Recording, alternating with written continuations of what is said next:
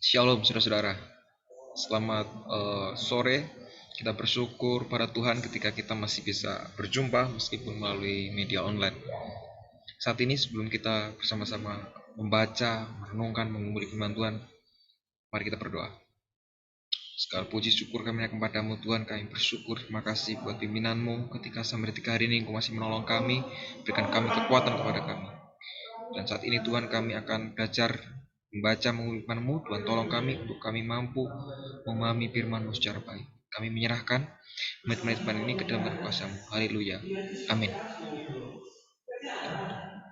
Renungan pada malam hari ini saya diberi tema yaitu Allah yang setia dan berkuasa. Allah yang berkuasa dan setia. 1 Raja-Raja pasal yang 8 ayat 22 sampai yang ke-30. Demikian firman Tuhan. Saya akan baca buat kita semua. 1 Raja-Raja 8 ayat 22 sampai yang ke-30. Kemudian berdirilah Salomo di depan misbah Tuhan di hadapan segenap jemaah Israel. Ditadahkannyalah tangannya ke langit, lalu berkata, "Ya Tuhan Allah Israel, tidak ada Allah seperti Engkau di langit di atas dan di bumi di bawah. Engkau yang memelihara perjanjian dan kasih setia kepada hamba-Mu yang dengan segenap hatinya hidup di hadapan-Mu. Engkau yang tetap berpegang pada janji-Mu terhadap hamba-Mu Daud, ayahku, dan yang telah menggenapi dengan tangan-Mu apa yang Kupirmankan dengan mulut-Mu, seperti yang terjadi pada hari ini." Kemudian ayat yang 25, "Maka sekarang ya Tuhan Allah Israel, peliharalah apa yang Kau janjikan kepada hamba-Mu Daud, ayahku, dengan berkata keturunanmu tak akan terputus di hadapanku, dan tetap akan duduk di atas takhta kerajaan Israel, asal anakmu tetap hidup di hadapanmu, sama seperti engkau hidup di hadapanku. Maka sekarang ya Allah Israel, biarlah kiranya menjadi nyata keteguhan janji yang telah Kau ucapkan kepada hamba-Mu Daud ayahku. Tapi benarkah Allah hendak diam di atas bumi? Sesungguhnya langit, bahkan langit yang mengatasi segala langit pun tidak dapat memuat Engkau, terlebih lagi rumah yang Kau dirikan ini." Ayat ke-28, "Maka berpalinglah kepada doa dan permohonan hamba-Mu ini, ya Tuhan Allahku. Dengarkanlah seruan dan doa yang hamba-Mu panjatkan di hadapan-Mu pada hari ini.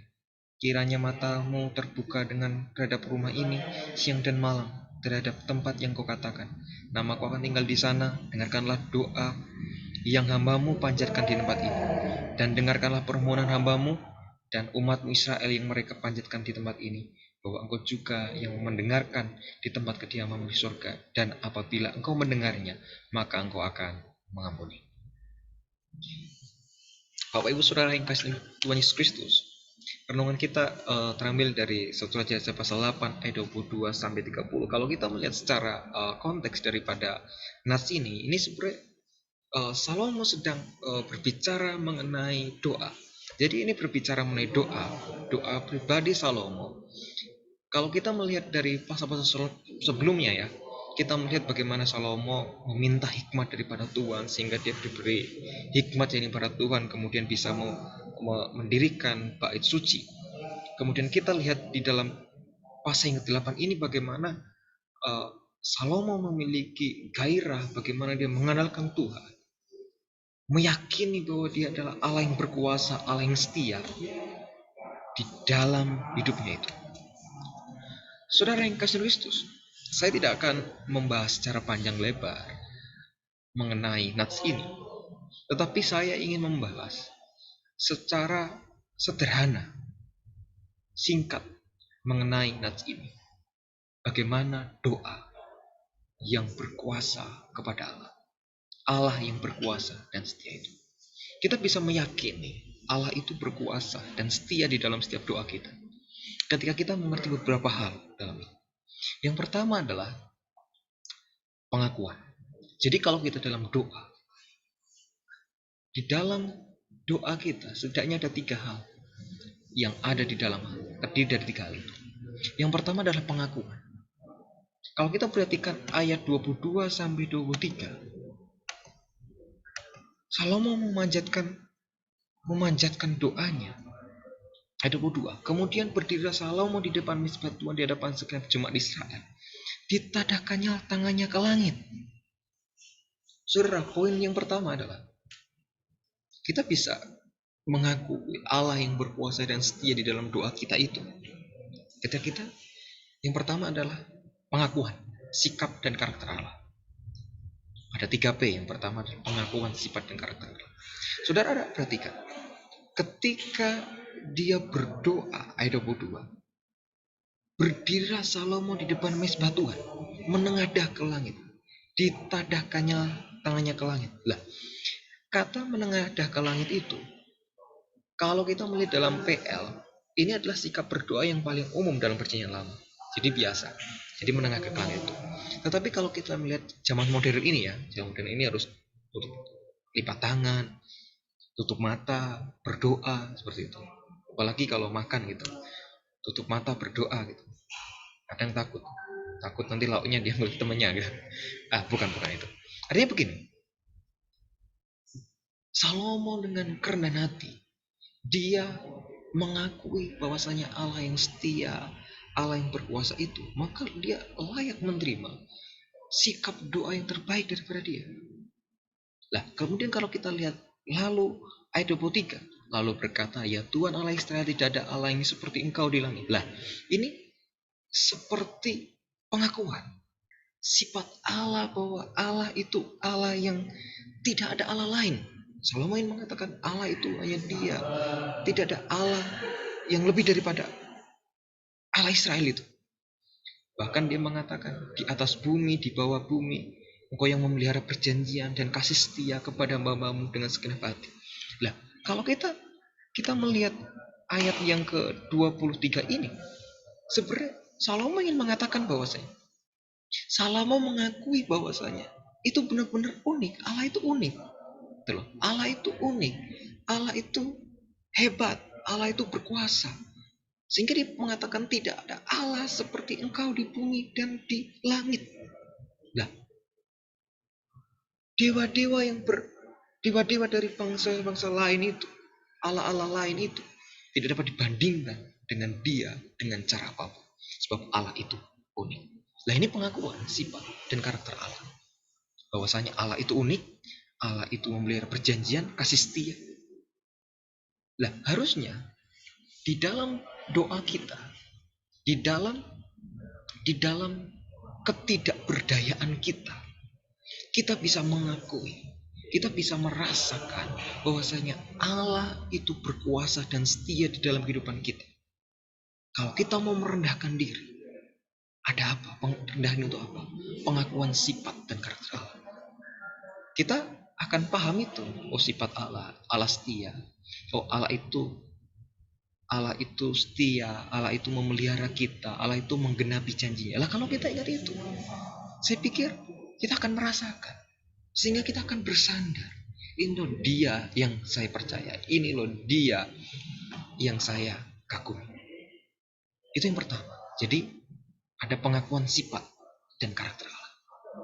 Jadi Bapak Ibu, Saudara, dimanapun saudara berada saat ini, jadi kita bisa mengakui bahwasanya Allah berkuasa dan setia itu.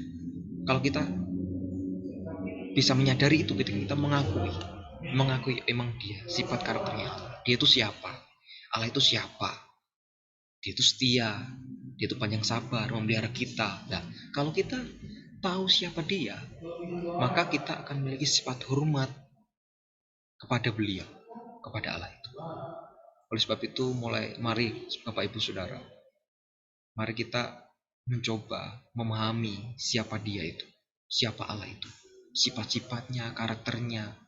Kalau dia Allah itu peduli, pertanyaan saya, pernah nggak kita menyadari kalau dia itu peduli dan kita merasakan kepedulian itu?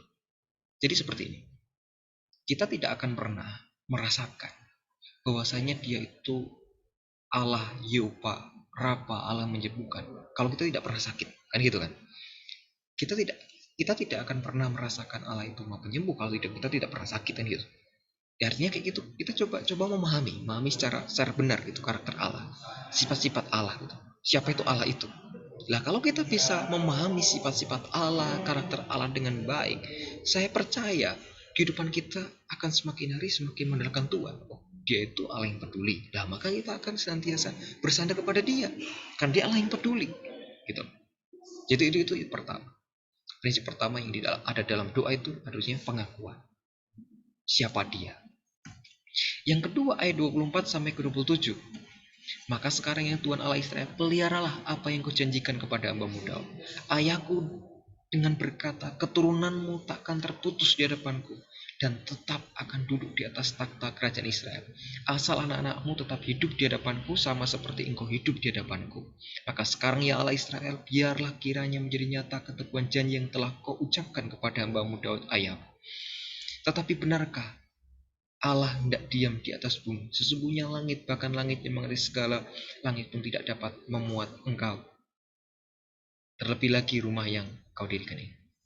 Yang kedua adalah, yang pertama itu adalah pengakuan. Yang kedua pengagungan. Ya, Salomo berusaha menjabarkan bahwasanya Salomo pertama-tama mau berterima kasih, bersyukur, memuji Tuhan atas pemenuhan janji-janjinya di masa lalu, bahwa Allah pernah melakukan banyak perkara, banyak hal yang dahsyat yang Tuhan kerjakan, Allah kerjakan kepada Salomo, sehingga dia berusaha mengingat janji itu. Dia mengagungkan Tuhan, dia meninggikan Tuhan, bahwa dia adalah Allah yang tidak ingkar janji, bahwa dia adalah Allah yang menepati janjinya. Nah, daripada itu, kemudian Salomo memanggil Tuhan untuk menepati janji yang dibuatnya. Janji di masa lalu tergenapi. Lah, sekarang Salomo menginginkan janji-janji yang dibuatnya itu juga digenapi. Jadi untuk mengingat janji-janji Allah dalam iman dan kemudian dengan berani, dengan penuh hormat berseru kepadanya untuk memenuhi janji-janjinya. Artinya gini, sebelum Salomo mengatakan secara sederhana gini, sebelum dia itu memohon Allah itu untuk berkati atau menolong menepati janji di masa kini, dia terlebih dulu dia coba melihat, oh, Allah dulu pernah menepati janji. Lah, karena kesadaran untuk mengingat apa yang telah dikerjakan Allah di masa lalu itu yang dipakai sebagai alasan untuk dia mengagungkan, untuk meninggikan Tuhan di dalam hidupnya. Nah, saudara-saudara, maksud saya seperti ini. Seringkali ketika masalah itu menghadang kita, pergumulan yang menghadang kita, seringkali kita secara cepat kita menyalahkan Tuhan, bukan? Seringkali kita menggerutu, bukan? Di mana Tuhan? Mengapa ini terjadi? Tetapi pernah nggak kita coba berpikir, coba memikirkan ini? Kira-kira di waktu masa lampau itu Allah juga telah pernah berkarya, Allah pernah menepati janjinya. Jadi kalau sekarang ini ekspektasi kita tidak sesuai dengan realita kenyataan yang ada, bukan berarti Allah tidak menepati janjinya, gitu loh. Artinya coba kita tetap bersyukur, pertolongan Tuhan dalam kehidupan kita. Di masa lalu pernah Allah kerjakan. Dulu kita masih bisa ini, Tuhan kerjakan ini, memberkati kita dalam pelayanan, dalam pekerjaan. Mungkin masalah sekarang juga, di saat mungkin keadaan susah. Apakah tidak ada alasan untuk kita bersyukur, mengagungkan Tuhan? Saya pikir masih banyak saudara-saudara untuk kita bisa mengagungkan Tuhan. Masih kita diberi kekuatan, kita masih diberi kesehatan, meskipun di dalam masa pandemi ini. Saya pikir masih ada gitu. Jadi tidak ada alasan bagi kita untuk tidak mengagungkan Tuhan. Kita masih mengatakan Allah adalah Allah yang menepati janjinya. Meskipun keadaan realita yang ada kita sekarang ini tidak sesuai dengan ekspektasi kita. Itu yang kedua. Jadi yang ada di dalam doa ketika kita ingin merasakan bahwa dia Allah yang berkuasa setia. Ketika kita pengakuan. Melakukan apa? Pengakuan pada dia. Yang kedua adalah pengagungan. Yang ketiga adalah, saudara bisa lihat ayat selanjutnya, ayat 28 sampai 30 adalah permohonan. Maka berpalinglah kepada doa dan permohonan hamba-Mu ini ya Tuhan Allahku. Dengarkanlah seruan dan doa yang hamba-Mu panjatkan di hadapan-Mu pada hari ini. Kiranya mataku terbuka terhadap rumah ini siang dan malam, terhadap tempat yang Kau katakan, namaku akan tinggal di sana. Dengarkanlah doa yang hamba-Mu panjatkan di tempat ini. Dengarkanlah permohonan hambamu ini dan umatmu Israel yang mereka panjatkan di tempat ini. Bahwa engkau juga yang mendengarkan di tempat kediamanmu di sorga. Dan apabila engkau mendengarnya, maka engkau akan mengampuni. Saudara, yang ketiga adalah permohonan. Sekarang mengajukan permohonan, berdoa mengajukan permohonan. Kalau kita lihat ayat 28 sampai yang ke 30, kita akan melihat bahwasanya di situ kita bisa melihat kata dengarkanlah disebut kurang lebih 3 kali, 4 kali, 5 kali ada kata mendengar. Kalau dengarkanlah dan mendengar kurang lebih ada 5 kali. Dengarkanlah permohonan, seruan. Artinya sama. Artinya itu kata-kata yang diulang-ulang dan itu memiliki penekanan sendiri. Artinya apa? Mengajukan permohonan. Jadi ketika Salomo sudah mengakui karakter sifat Allah bahwa dia Allah yang setia, Allah yang menepati janji, dan kemudian dia mengagungkan Allah, dia adalah Allah yang tidak pernah ingkar janji, Allah yang menepati janjinya, dia mengingat Allah di masa lalu menepati janji sehingga dia meninggikan mengagungkan Tuhan. Dan sekarang permohonan, dia mengajukan permohonan, doa permohonan. Apa permohonannya? Permohonannya adalah kiranya Tuhan memberkati siang malam tempat ini. Apa? Kediaman bait suci yang didirikan oleh Salomo. Dengan segala kerendahan hati, dengarkanlah permohonanku hambamu dan umat Israel yang mereka panjatkan di tempat ini. Bahwa engkau juga yang mendengarkan tempat kediaman di surga, dan apabila engkau mendengarnya, maka engkau akan mengampuni. Saudara yang kasih Yesus Kristus. Yang ketiga adalah permohonan. Ketika kita sudah mengakui siapa dia, ketika kita sudah meninggikan, mengagungkan, sekarang waktunya kita memohon permohonan kita. Kita memohon, meminta untuk Tuhan bisa mendengarkan keluh kesah kita, mendengarkan seruan kita, mendengarkan masalah kita. Lah itu silakan bergumul dengan Tuhan.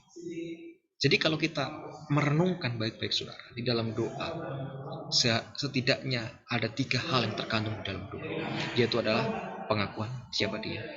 Yang kedua adalah pengagungan bahwa dia Allah yang berkuasa, Allah yang menepati janjinya. Yang ketiga adalah permohonan, mengajukan permohonan kepada dia. Bapak Ibu Saudara yang kasih Kristus, kita bisa menyadari bahwa dia Allah yang berkuasa, Allah yang setia dalam kehidupan kita. Ketika kita mau pengakuan, 3P, pengakuan, pengagungan, dan permohonan. Bapak Ibu, mari kita menilai hati kita masing-masing. Apakah kita sudah merasakan Allah yang berkuasa dan Allah yang setia itu dalam kehidupan kita? Bahwa dia Allah yang berkuasa dan setia di dalam persoalan kita, di dalam keluh kesah kita, di dalam keterbatasan kita, di dalam keterpurukan dia. Dia hadir, dia setia kepada saudara. Oleh sebab itu Bapak Ibu Saudara, saat ini mari kita merendahkan diri kita untuk mengakui dia, bahwa dia Allah yang setia, dan mari kita juga mengagungkan dia dan juga memohon permohonan kita kepada dia. Selamat malam, selamat merasakan kemahakuasaan dan kesetiaan Allah di dalam perjalanan hidup kita. Amin. Mari kita berdoa.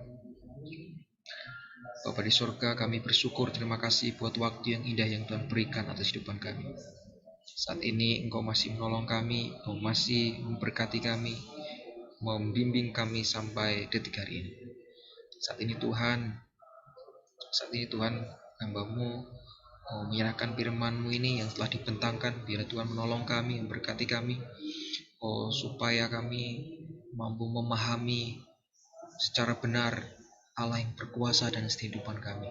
Supaya kami gak cuma mengerti, tetapi kami merasakan dan malah mengalami kemahakuasaan dan kesetiaan Tuhan dalam kehidupan kami. Kalau sebab itu ajari kami untuk kami adanya pengakuan bahwa sifat dan karakter Allah. Selain pengakuan, juga biarlah kami senantiasa juga ada pengagungan bahwa Engkau Allah yang senantiasa menepati janji. Begitu juga permohonan, menyerahkan setiap keluh kesah kami kepada Engkau. Terima kasih Tuhan, kami menyerahkan kehidupan kami ke dalam kuasa-Mu. Kami terus menyerahkan jemaatmu gitu Jepara Pemain Jakarta ini ke dalam kuasa-Mu, biar terus menolong, berkati di dalam kesederhanaan, di dalam keterbatasan yang ada. Setiap pergumulan kami, setiap persoalan, masalah kami serahkan ke dalam kuasa-Mu. Kami menyerahkan Tuhan sepenuhnya keluarga besar GID Jepara Pemain Jakarta ini ke dalam tangan pengasihan Tuhan. Di dalam Yesus kami menyerahkan semuanya. Dan saat lagi kami akan mengakhiri renungan doa malam ini ke dalam kuasa-Mu. Kembali aktivitas masing-masing. Tuhan yang menolong berkati. Terima kasih Tuhan. Di dalam nama Allah Tunggal yang Esa kami berdoa. Amin. Selamat malam. Tuhan Yesus memberkati kita semua. Amin.